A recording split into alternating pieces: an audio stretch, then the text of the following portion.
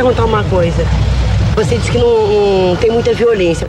Mas pra gente que mora aqui no morro e nas proximidades, é violento subir do trabalho e ter que parar, e ter que perguntar, as pessoas perguntam pra onde que vão, entendeu? A gente tem que dar essa satisfação, porque isso tá entrando na vida pessoal da gente. E isso não é nem autoridade, isso, sabe?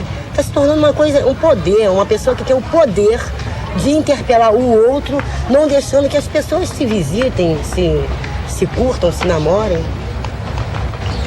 Bem, bom, eu concordo. Eu concordo que esse tipo de coisa deve ser evitado. Comigo, pelo menos, nunca ocorreu isso. Eu acho que não tem reclamação nenhuma. Quanto à minha pessoa, o meu tipo de ser, a minha maneira de agir, eu nunca tive esse tipo de reclamação.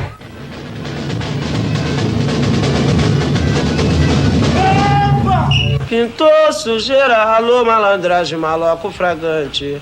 A canadura chegou com o sargento tenente e o seu comandante. Olha aí, a canadura chegou com o sargento tenente e o seu comandante. Caguetaram que tinha malandro aqui de montão.